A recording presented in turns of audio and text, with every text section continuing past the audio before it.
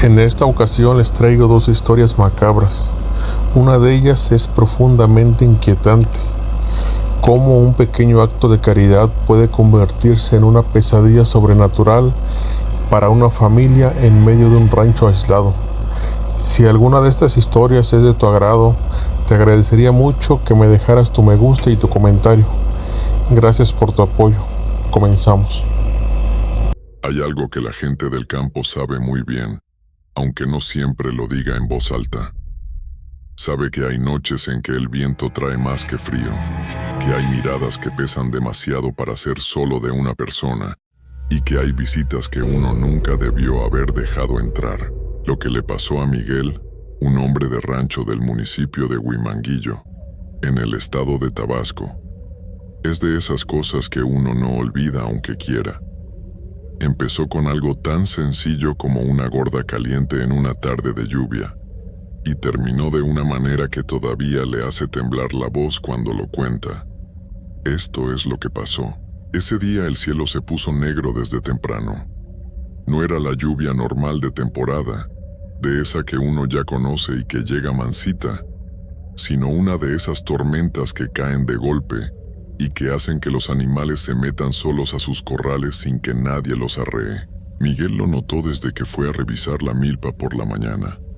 El aire olía raro, como a tierra mojada mezclada con algo más, algo que él no supo explicar bien, pero que lo puso inquieto. Regresó a la casa antes de que cayera el aguacero y le dijo a Samantha, su esposa, que esa tarde no salieran. Samantha era una mujer trabajadora, de las que no se quedan quietas. Estaba haciendo gordas en el comal cuando empezó a tronar fuerte, y el pequeño Gerardo, su hijo de 6 años, se metió corriendo desde el patio a esconderse bajo la mesa de la cocina, como hacía siempre que había relámpagos. Miguel lo sacó de ahí con una risotada y lo sentó en su regazo, mientras afuera el agua caía a cántaros. Fue en ese momento cuando escucharon algo. Un ruido en el corredor de la entrada. No era el viento, porque el viento soplaba parejo y esto era distinto. Era como el arrastre lento de unos pies sobre el suelo de cemento. Miguel se asomó por la ventana y la vio. Una mujer anciana, pequeña, encorvada, cubierta casi de pies a cabeza con un rebozo oscuro, tan oscuro que parecía casi negro, aunque afuera llovía a cántaros y no se veía bien. Estaba parada en la orilla del corredor, junto al pilar de la entrada, sin moverse, sin tocar la puerta, sin gritar ni pedir nada. Solo estaba ahí. Miguel sintió una cosa rara en el pecho. No exactamente miedo, pero algo parecido. Sin embargo, era hombre de campo, y la gente de campo sabe que cuando alguien está en la intemperie con esa lluvia, uno no cierra la puerta.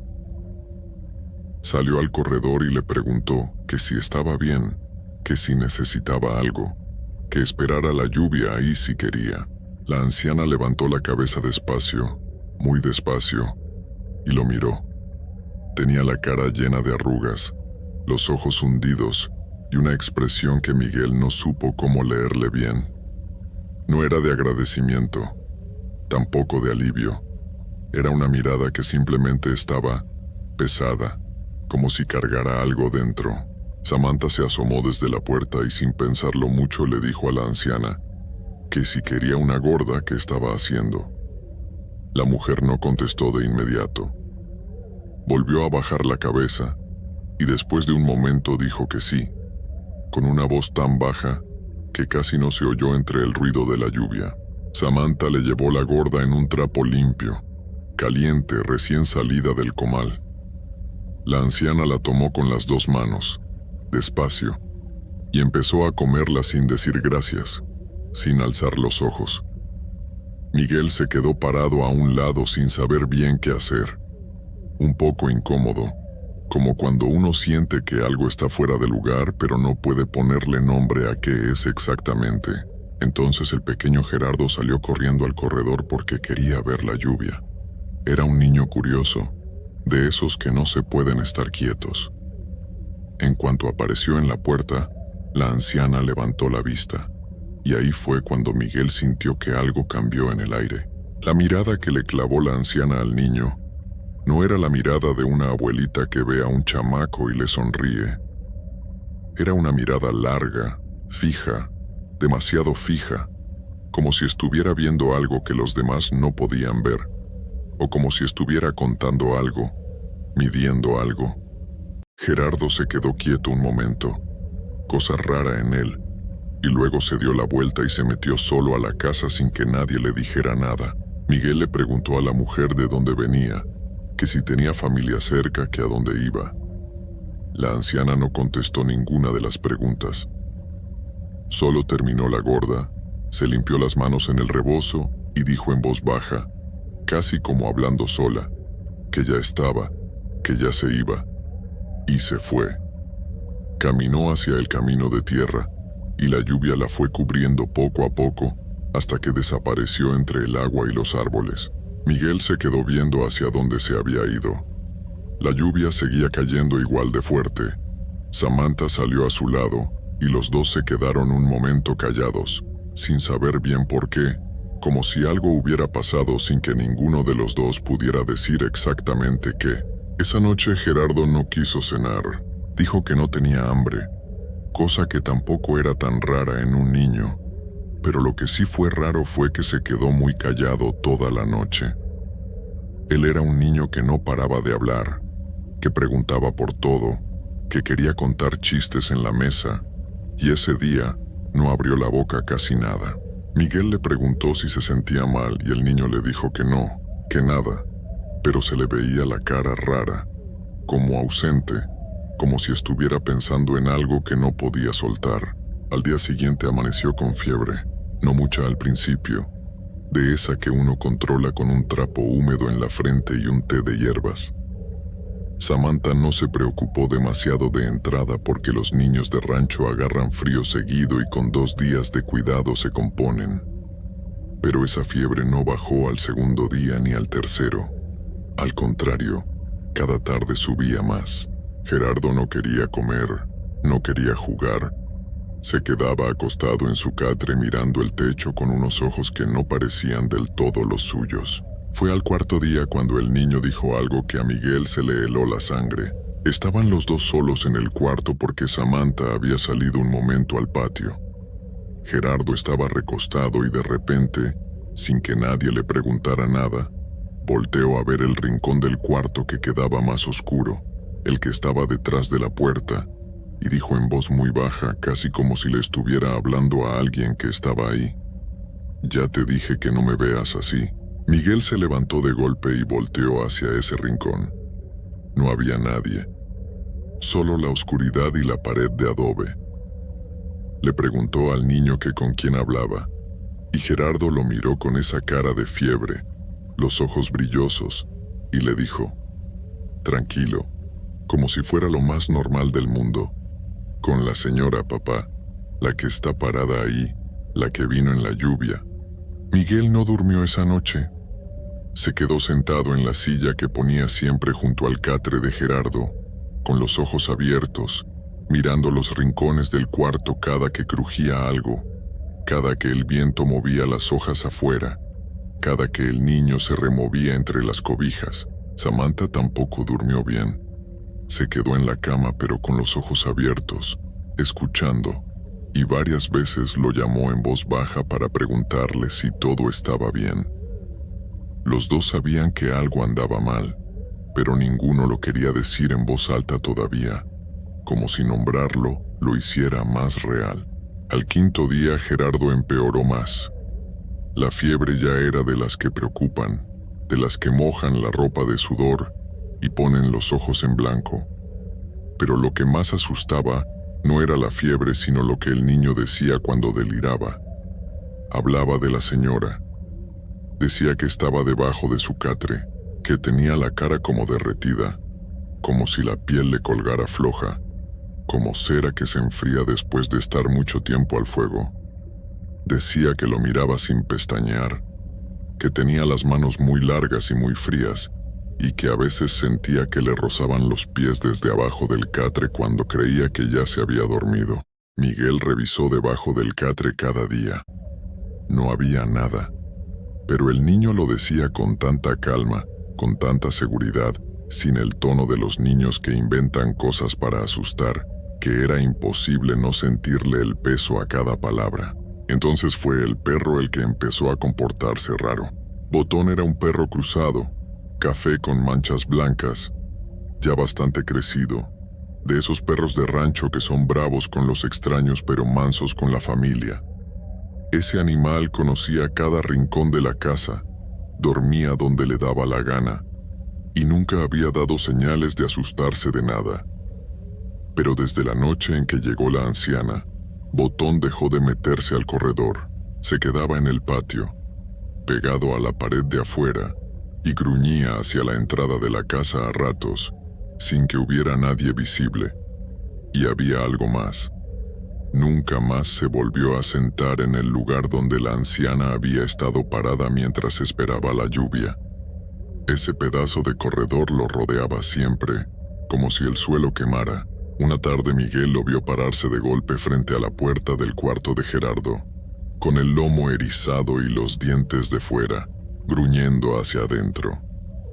Entró corriendo pensando que algo había pasado, y encontró al niño dormido, solo, sin nada fuera de lo normal a la vista. Pero Botón no quiso entrar. Se quedó en el umbral gruñendo y después se fue al patio otra vez. Fue Samantha la que tomó la decisión primero. Esa noche, después de que Gerardo por fin se durmió con la fiebre encima, ella le dijo a Miguel en voz baja, mientras lavaban los trastes, que había que ir a ver a doña Rosario. Miguel no contestó de inmediato. Él era hombre de trabajo, de los que no creen fácilmente en esas cosas, o más bien, de los que prefieren no creer para no tener que lidiar con ellas.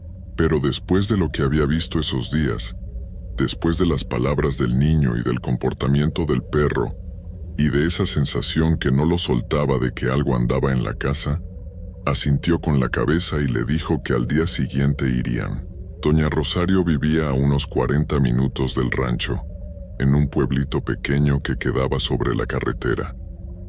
Era una señora ya grande, de cabello completamente blanco, que cargaba en una trenza gruesa, con unas manos que parecían saber más que las de muchos doctores. La gente del rumbo la conocía bien y llegaban a verla por todo tipo de cosas, pero ella nunca preguntaba de más.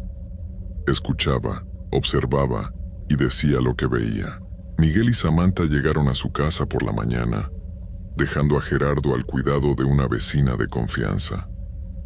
Le contaron todo desde el principio: la anciana en la lluvia, la gorda que le dio Samantha, la mirada que le clavó al niño, la enfermedad que no cedía, las palabras de Gerardo sobre la señora en el rincón.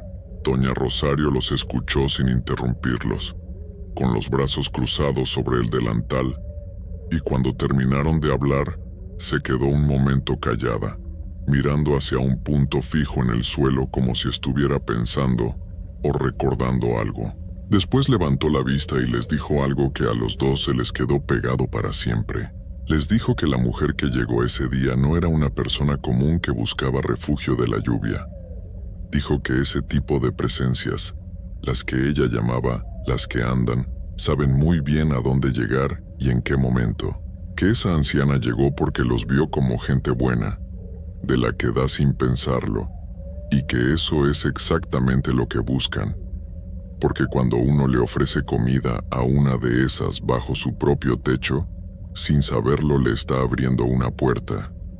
No la puerta de madera de la entrada, sino otra puerta, una que no se ve pero que queda abierta. Y esa cosa se enganchó a la casa por esa puerta. Y se enganchó al niño porque los niños pequeños tienen una energía que a esas presencias les llama mucho, como la luz a los insectos de noche. Samantha se echó a llorar ahí mismo. Miguel le tomó la mano y le apretó fuerte, pero él también sentía la garganta cerrada. Doña Rosario les dijo que no era demasiado tarde, que el niño todavía estaba de este lado, que la fiebre era la señal de que algo estaba jaloneando, pero que aún no se lo había llevado del todo. pero había que actuar esa misma noche, no esperar más. Les explicó paso a paso lo que tenían que hacer, con una voz tranquila, sin adornos, como quien da instrucciones para reparar una cerca o preparar un remedio de cocina. Primero, tenían que hacer una gorda sin sal, sin nada, solo la masa, y llevarla al cruce de caminos donde habían visto a la anciana por última vez, dejarla ahí en el suelo y alejarse sin voltear atrás, sin importar lo que escucharan. Segundo, barrer todo el corredor de la entrada hacia afuera, desde adentro hacia afuera, para sacar lo que había entrado, y después poner una línea de sal en el umbral y otra alrededor del catre del niño. Tercero, quemar ruda y romero dentro de la casa, en cada cuarto, sin dejar ninguno sin sahumerio. Y cuarto, lo más importante según doña Rosario, había que destruir y quemar la silla o el lugar exacto donde la anciana se había sentado o parado más tiempo, porque ahí era donde había dejado su huella más fuerte. Salieron de la casa de doña Rosario con todo eso en la cabeza. En el camino de regreso al rancho casi no hablaron. Cada uno iba procesando lo que habían escuchado, tratando de acomodarlo con lo que conocían del mundo, con lo que habían visto esos días, con el niño tirado en el catre hablando de una señora que nadie más podía ver. Esa tarde prepararon todo. Samantha hizo la gorda sin sal mientras Miguel reunía la sal, la ruda y el romero que tenían guardados. Esperaron a que cayera la tarde, porque doña Rosario había dicho que mejor de noche, que esas cosas se hacen cuando el día ya cerró. Dejaron a Gerardo dormido y le pidieron a la vecina que se quedara con él una hora, mientras ellos iban al cruce de caminos. El camino hacia el cruce era de tierra, bordeado de árboles de ambos lados, y de noche con la oscuridad del campo parecía mucho más largo de lo que era. Miguel llevaba una linterna chica, y Samantha cargaba la gorda envuelta en un trapo. Los dos caminaban rápido, sin hablar, escuchando solo el ruido de sus propios pies sobre la tierra húmeda que había dejado la lluvia de días antes. Llegaron al cruce. Era un punto donde el camino principal se dividía en dos brechas que se perdían entre los árboles. Miguel alumbró el suelo, y Samantha se agachó y dejó la gorda ahí, en medio, sobre la tierra. Se incorporó y los dos se dieron la vuelta para regresar caminando, juntos, sin correr aunque las ganas estaban sin decir una palabra. Fue entonces cuando empezaron a escuchar las voces. Al principio era como si alguien llamara desde los árboles, no gritando sino llamando, como se llama a alguien de la casa cuando uno ya quiere que regrese. Y lo que heló todo fue que las voces sonaban conocidas. Una sonaba igual que Gerardo, igual que su voz de niño diciendo, «Papá, papá, espérame». Y la otra sonaba como la mamá de Miguel, que había fallecido 2 años atrás, diciendo su nombre en el mismo tono de siempre, ese tono de cuando lo llamaba a comer. Samantha le apretó el brazo a Miguel con una fuerza que le dejó marca. Él apretó los dientes y siguió caminando hacia adelante. No voltear. Eso era lo que había dicho doña Rosario. No voltear sin importar lo que escucharan, sin importar lo que sintieran, sin importar si la voz sonaba exactamente como la de alguien que amaban, porque eso era precisamente lo que buscaba, que voltearan. Las voces siguieron un trecho más. Luego fueron cambiando, perdiendo la forma, volviéndose un murmullo que no era de ninguna persona conocida, y después se fueron apagando poco a poco, hasta que solo quedó el ruido del campo de noche, los grillos, el viento entre los árboles, y los dos caminando de regreso sin soltarse el uno al otro. Cuando llegaron al rancho, Miguel entró primero. La vecina estaba sentada junto al catre de Gerardo con una vela prendida, y le dijo que el niño había estado inquieto, pero que no había despertado del todo. Le agradecieron y la despidieron con cuidado, sin contarle nada de lo que habían hecho. Después cerraron la puerta y empezaron con lo que faltaba. Samantha agarró la escoba y barrió el corredor entero desde adentro hacia afuera, despacio, con cuidado, arrimando todo hacia la calle, hacia afuera del techo, hacia afuera de la propiedad. Barría y barría aunque no hubiera basura visible, porque lo que estaba barriendo no era polvo sino algo que no se ve pero que se siente.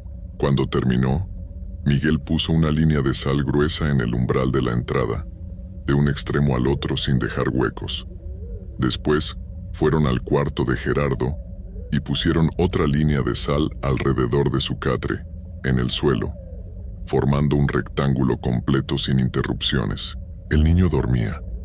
Tenía la frente todavía caliente, pero no tanto como las noches anteriores. Samantha le puso un trapo húmedo y le acomodó las cobijas sin despertarlo. Luego vino el sahumerio. Miguel prendió las ramas de ruda y romero en un traste de barro viejo que tenían guardado. Cuando agarraron fuego, las dejó que prendieran bien y después las apagó para que soltaran el humo.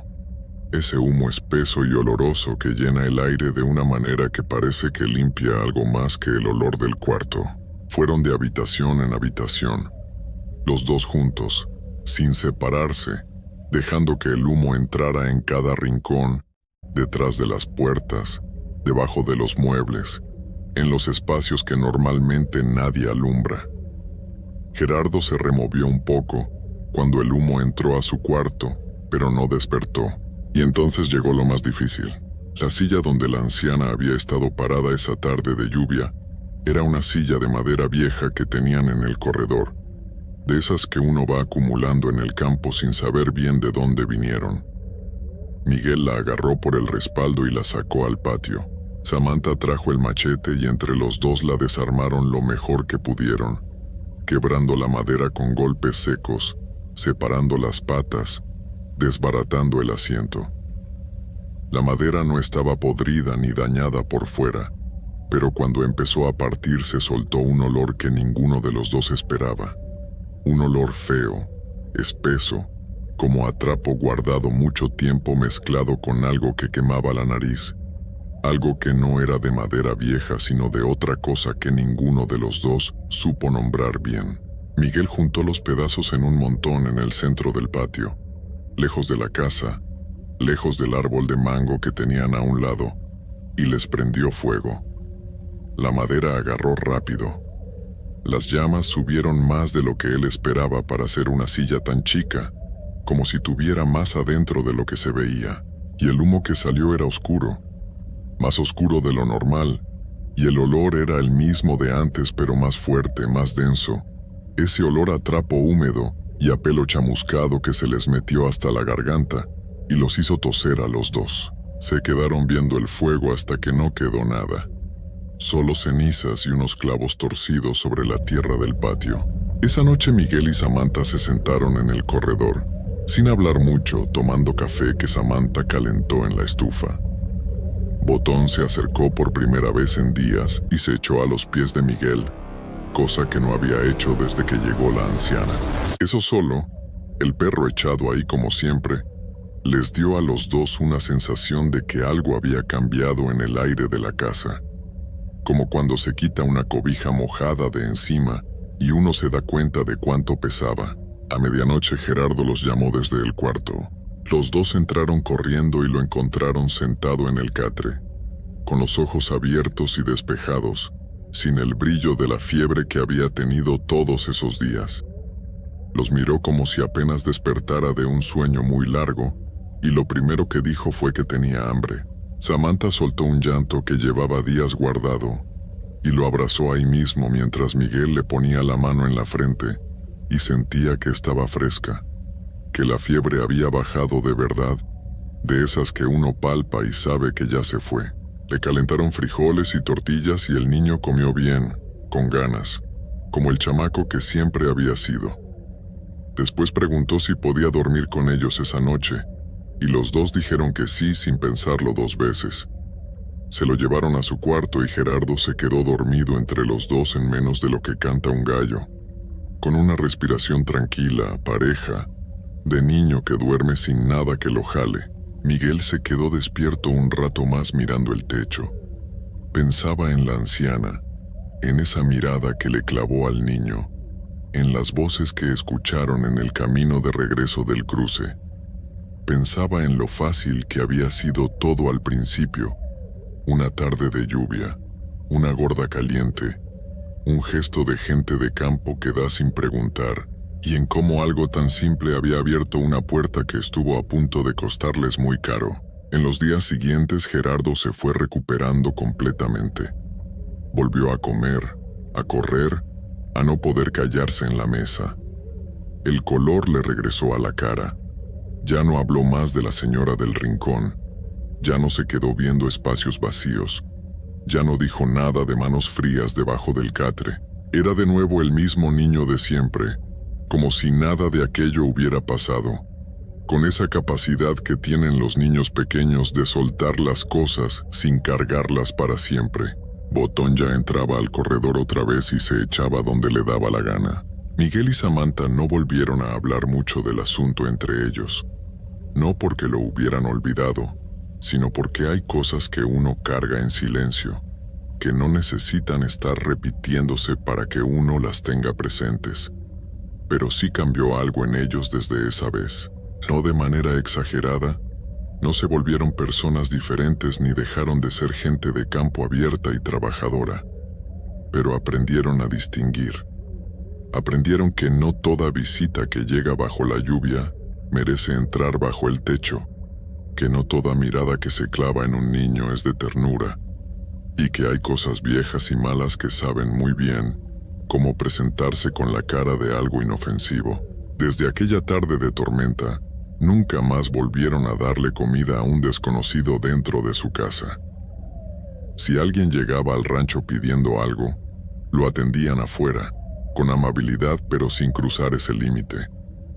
No por maldad ni por falta de corazón, sino porque ya sabían que hay puertas que se abren sin que uno lo note, y que algunas cosas que entran por ellas no vienen a buscar comida, vienen a buscar otra cosa, y eso, en palabras del propio Miguel, es lo único que necesita uno entender para no cometer dos veces el mismo error. Antes de que te cuente lo que le pasó a mi papá, quiero que sepas una cosa.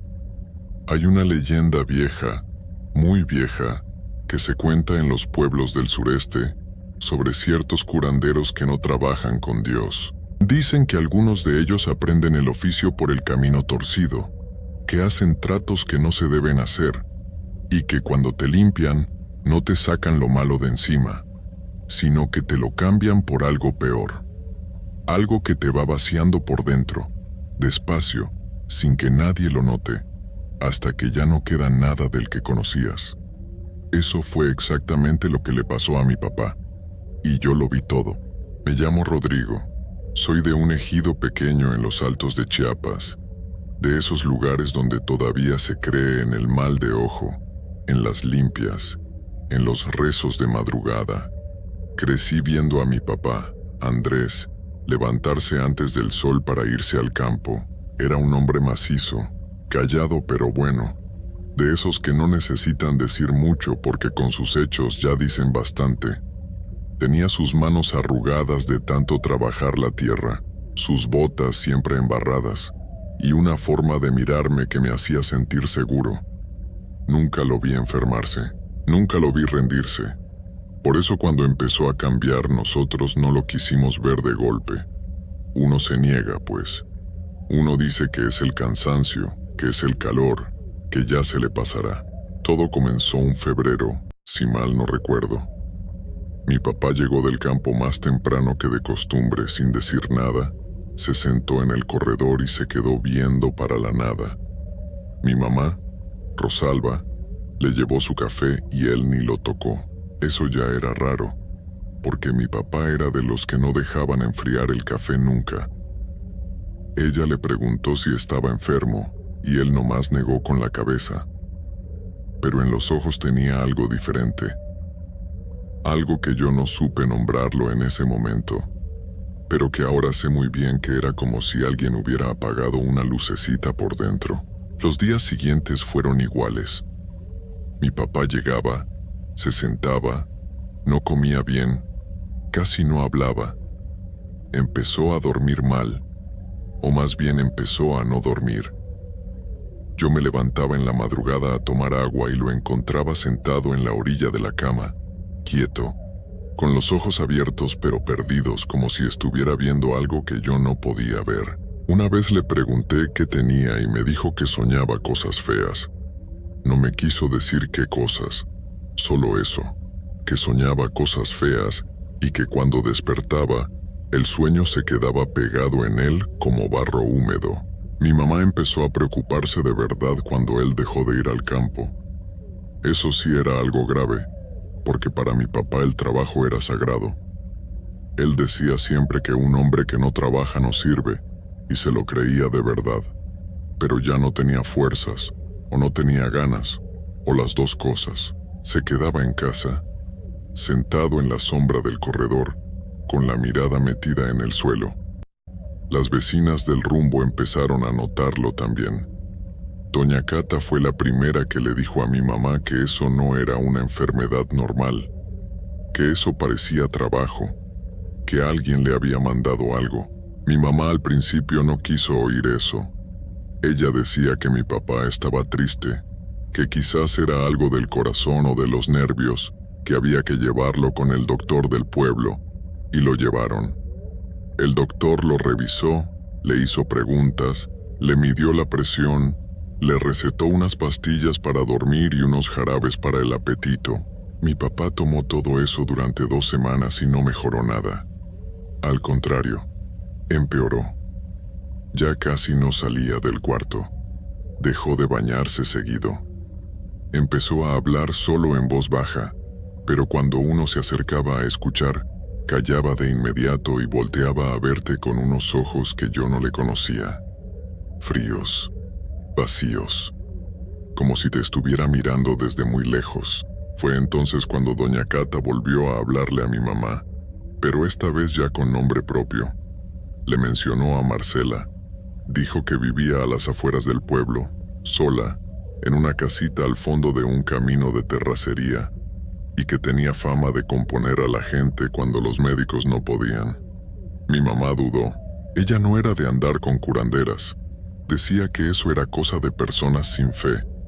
Pero cuando llevas semanas viendo a tu marido convertirse en una sombra de lo que era, cuando ya no sabes qué más hacer, uno termina buscando en cualquier puerta que le abran. Recuerdo que una tarde, cuando ya oscurecía, mi mamá me pidió que me quedara a cuidar a mis hermanos chicos, y se fue con doña Cata a ver a Marcela. Llegaron como a las 9 de la noche. Yo estaba despierto cuando mi mamá entró. Tenía la cara seria, como pensativa. Me dijo que Marcela había dicho que sí le veía algo a mi papá, que había que hacerle una limpia cuanto antes, y que cobraba aparte cada sesión. Yo tenía 14 años en ese entonces. No sé bien lo que pensé en ese momento, pero sí recuerdo que algo en mi pecho se puso raro cuando mi mamá me contó eso. Como un aviso que uno no sabe de dónde viene, pero que sí lo siente. La primera limpia fue un martes. Mi mamá llevó a mi papá a casa de Marcela casi a la fuerza porque él no quería ir. Decía que eso era pura charlatanería, que él no creía en esas cosas. Pero ya no tenía energía ni para discutir mucho, así que terminó yendo. Yo me quedé en casa con mis hermanos, pero mi mamá me contó todo después con lujo de detalles, porque creo que necesitaba contárselo a alguien para no cargarlo sola. Dijo que la casa de Marcela olía raro desde que uno empujaba el portón. Un olor a hierbas quemadas mezclado con algo más. Algo que mi mamá no supo describir bien, pero que le revolvió el estómago desde el primer momento. Adentro había velas de varios colores, ramos de hierbas colgados del techo, y unas figuras de barro acomodadas en un rincón que mi mamá prefirió no mirar de frente. Marcela era una mujer mayor, flaca, con el pelo largo y entrecano recogido en una trenza. No sonreía. Hablaba poco y en voz baja como si estuviera en misa, pero no era el mismo tono que el de la iglesia. Era otra cosa, algo que mi mamá sintió pero no supo nombrar. La limpia duró casi 1 hora. Marcela pasó un huevo por todo el cuerpo de mi papá, rezando en voz baja todo el tiempo. Luego quemó unas hierbas alrededor de él y lo ahumó de arriba a abajo. Al final rompió el huevo en un vaso con agua y se quedó mirándolo un buen rato en silencio. Luego le dijo a mi mamá que en efecto le habían mandado algo a mi papá, que había envidia de por medio, que necesitaba 3 sesiones para limpiar bien eso que le habían puesto. Mi mamá pagó lo que le pidió y se llevó a mi papá de regreso. Los primeros 2 días después de esa limpia, mi papá pareció mejorar un poco. Comió algo más que de costumbre, durmió mejor, hasta habló con nosotros a la hora de la cena. Yo pensé, bueno, quizás sí sirvió. Mi mamá estaba contenta, aunque con un contento guardado, de esos que no se celebran todavía porque uno no está seguro. Y tenía razón en no celebrar, porque al tercer día mi papá amaneció peor que nunca. Esa mañana lo encontré en el patio, parado en medio del solar viendo hacia el cerro. Todavía no salía el sol. Yo me levanté a hacer del baño y lo vi desde la ventana. Estaba descalzo sobre la tierra húmeda, en pijama, quieto como un árbol. Lo llamé y no volteó. Lo llamé más fuerte y tampoco. Salí corriendo y lo toqué en el hombro. Ahí sí reaccionó, pero lo hizo despacio, como quien despierta de un sueño muy profundo. Me miró y yo casi doy un paso para atrás porque sus ojos tardaron un momento en reconocerme. Un momento muy corto, sí, pero yo lo noté, como si por un segundo no supiera quién era yo. Le pregunté qué hacía ahí y me dijo que había escuchado algo. Un silbido, dijo, que venía de allá arriba, del cerro. Yo no escuché nada. Le dije que se metiera, que estaba haciendo frío. Entró sin decir más. Pero desde esa mañana yo ya no pude dormir tranquilo. Vinieron la segunda y la tercera limpia. Mi mamá lo llevó las 2 veces. Después de la segunda mi papá dejó de hablar casi por completo. No es que estuviera enojado ni triste. Era algo diferente. Era como si las palabras ya no le nacieran. Se sentaba, te miraba y nada. A veces movía los labios muy despacio, como hablando solo, pero sin sonido. Mi mamá le preguntaba cosas y él tardaba en contestar, y cuando contestaba era con una sola palabra, seca, sin emoción. Rosalba lloraba a escondidas por las noches. Yo la escuchaba desde mi cuarto y me hacía el dormido porque no sabía qué decirle. Después de la tercera limpia fue cuando pasó lo de Felicitas. Ella era una muchacha que nos ayudaba en la casa 2 veces por semana, joven, de confianza. Un miércoles llegó como siempre a barrer y a lavar, y a media mañana salió corriendo del cuarto de herramientas que estaba al fondo del corredor. Llegó hasta donde estaba mi mamá en la cocina, blanca como papel, temblando. Mi mamá le preguntó qué pasaba y Felicitas tardó en hablar. Cuando lo hizo, dijo que había entrado al cuarto a buscar el trapeador y que había visto a un hombre parado en la esquina, de espaldas quieto. Pensó que era mi papá. Le habló y el hombre no se movió. Entonces dio un paso más adentro y el hombre ya no estaba. Mi mamá fue a revisar el cuarto. No había nadie. Revisó toda la casa. Mi papá estaba en el corredor, sentado donde siempre, sin haberse movido. Felicitas juró que lo que vio no era una sombra ni un reflejo. Era una figura completa, de carne y hueso, parada ahí dentro. Esa tarde Felicitas se fue y no volvió. Esa misma noche mi mamá entró sola al cuarto de herramientas a rezar. Me lo contó después. Dijo que apenas puso un pie adentro sintió un frío que no era normal, de esos que no vienen del aire, sino de adentro de uno. Y luego escuchó una respiración, lenta, pesada, muy cerca de su oído, pero no había nadie. Salió de ahí, cerró con llave y no volvió a abrir esa puerta. Al día siguiente mi mamá fue a hablar con el padre Macario, que era el cura del pueblo, un hombre ya grande, serio, pero buena gente. Le contó todo. El padre Macario la escuchó sin interrumpirla, con la cara seria puesta. Cuando mi mamá terminó, él se quedó callado un momento y luego dijo que iba a ir a la casa. Fue esa misma tarde. Bendijo cada cuarto, rezó en voz alta, y cuando llegó al cuarto de herramientas, se detuvo antes de entrar. Entró solo. Estuvo ahí adentro como 10 minutos y salió con la cara diferente. No dijo qué sintió. Solo le dijo a mi mamá que sellara ese cuarto, que pusiera una cruz en la puerta y que no lo abriera más, y que se alejara de Marcela. Fue poco después de eso cuando mi papá le dijo algo a mi mamá que a ella le partió el alma. Yo no estaba presente, pero mi mamá me lo contó años después, ya cuando éramos más grandes, y ella podía hablar de eso sin desmoronarse del todo. Dijo que una noche mi papá se sentó a su lado en la cama, la miró fijo y le dijo, con una voz que no era del todo la de él, tranquila pero helada: «Ya no soy tuyo, Rosalba. Ahora pertenezco a otra». Mi mamá le preguntó qué quería decir con eso. Él no contestó. Se levantó, se fue al corredor y se quedó ahí hasta el amanecer. 3 días después de esa noche, mi papá desapareció. No fue de golpe. Fue en la madrugada cuando todos dormíamos. Mi mamá se despertó y sintió el lado de la cama vacío. Primero pensó que había ido al baño.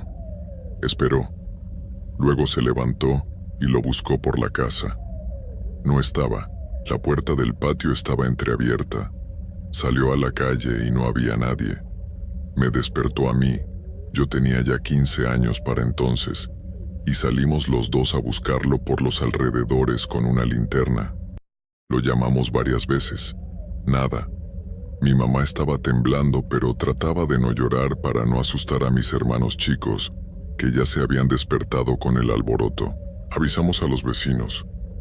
Juntamos como 8 hombres del ejido y salieron a buscar con linternas y machetes por el monte. Yo quise ir, pero mi mamá me pidió que me quedara con ella y mis hermanos.